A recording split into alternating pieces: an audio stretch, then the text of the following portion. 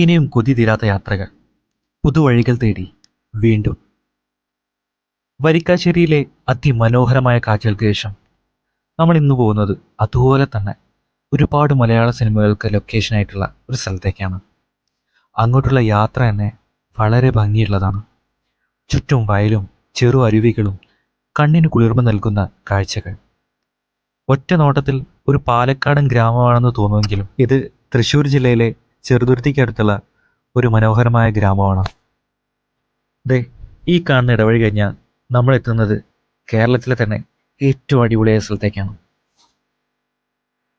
ഇരുവശങ്ങളിലായി നീണ്ടു കിടക്കുന്ന നെൽപ്പാടം, ഒത്ത നടുക്ക് ഒരാൽമരവും അതിനോട് ചേർന്നുള്ള കൂത്തുമാടവും. ഇതാണ് വാഴാലിക്കാവ്. ആലായാൽ തറ വേണം, അടുത്തൊരമ്പലം വേണം എന്നാണല്ലോ പാട്ട്. വാഴാലിക്കാവ് ഒരു ക്ഷേത്രമാണ്. വടക്കോട്ട് തിരിഞ്ഞിരിക്കുന്ന വാഴാലിക്കാവ് ഭഗവതിയും പടിഞ്ഞാറോട്ട് തിരിഞ്ഞിരിക്കുന്ന നവകുറുമ്പക്കാവ് ഭഗവതിയാണ് ഇവിടുത്തെ പ്രധാന ആരാധനാമൂർത്തികൾ.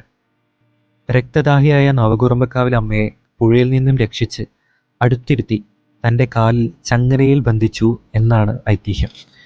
രണ്ട് ഭഗവതിമാർക്കും ഇവിടെ വെളിച്ചപ്പാടുണ്ട് എന്നതും ഇവിടുത്തെ പ്രത്യേകതയാണ്. മലയാള സിനിമാക്കാരുടെ ഇഷ്ട ലൊക്കേഷൻ കൂടിയാണിത്. ഇവിടെ ഷൂട്ട് ചെയ്ത ചിത്രങ്ങൾ നിരവധിയാണ്. നഖക്ഷതങ്ങൾ മുതൽ അജഗജാന്തരം വരെ ഒട്ടനവധി ചിത്രങ്ങളാണ് വാഴാലിക്കാവിൻ്റെ ഭാഗമായിട്ടുള്ളത്. മലയാള സിനിമയിൽ നമ്മൾ അന്ന് കണ്ടിരുന്ന ഗ്രാമാന്തരീക്ഷം ഇപ്പോഴും അതുപോലെ നിലനിൽക്കുന്നു എന്നതാണ് ഈ സ്ഥലത്തിൻ്റെ പ്രത്യേകത.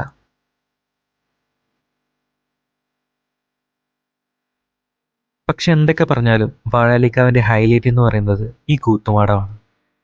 ഉത്സവത്തോടനുബന്ധിച്ച് അതിൻ്റെ മുന്നോടിയായി തോൽപ്പാവക്കൂത്ത് നടക്കുന്ന സ്ഥലമാണിത്. ഈ കൂത്തുമാടം ഇവിടെ ഇല്ലെങ്കിൽ ഈ വാഴാലിക്കാവ് ഇത്രയും ഭംഗിയായിരിക്കുമോ? സംശയമാണ്.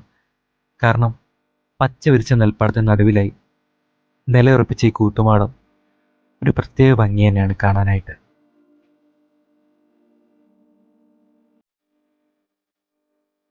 വാഴാലിക്കാവ് അമ്പലവും പരിസരവും അതിൻ്റെ എല്ലാ ഭാഗത്തു നിന്നും ഷൂട്ട് ചെയ്യാൻ ഞാൻ മാക്സിമം ശ്രമിച്ചിട്ടുണ്ട്.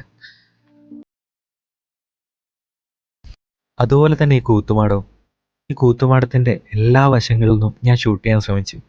എവിടെ നിന്ന് നോക്കിയാലും കൂത്തുമാടത്തിൻ്റെ ഭംഗി കൂടി വരുന്നതായിട്ടേ എനിക്ക് തോന്നിയിട്ടുള്ളൂ.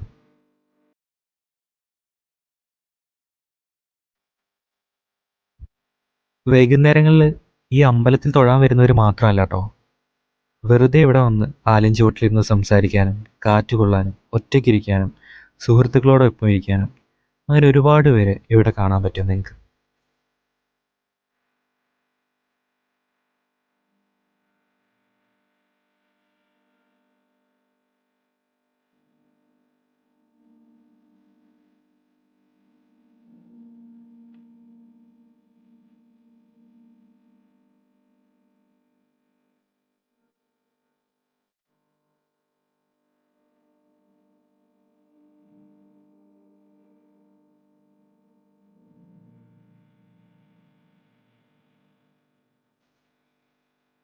വാഴാലിക്കാവിൻ്റെ ഭംഗി ആസ്വദിച്ച് പിന്നെയും കുറേ നേരം അവിടെ തന്നെ ഇരുന്നു.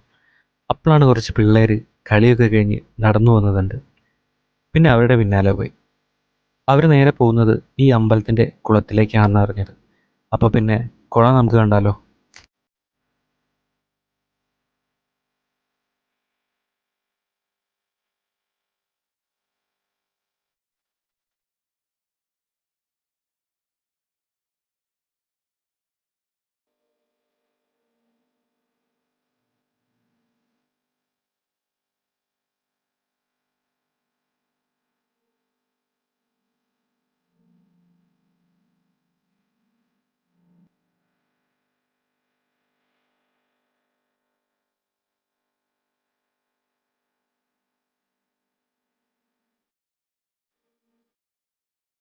അപ്പോൾ പിന്നെ വാഴാലിക്കാവിനോട് യാത്ര പറയാനുള്ള സമയമായി. പക്ഷേ ഒരു കാര്യം മനസ്സിലുറപ്പിച്ചിട്ടാണ് ഞാൻ ഇവിടുന്ന് പോകുന്നത്. നിങ്ങൾ കേരളത്തിൽ എവിടെയാണെങ്കിലും ഒരു തവണയെങ്കിലും വാഴാലിക്കാവ് ഒന്ന് വന്ന് കാണണം. കാരണം ഈ സ്ഥലം നിങ്ങൾക്ക് ഏറ്റവും പ്രിയപ്പെട്ട സ്ഥലമായി മാറുമെന്ന് ഞാൻ ഉറപ്പുതരാം.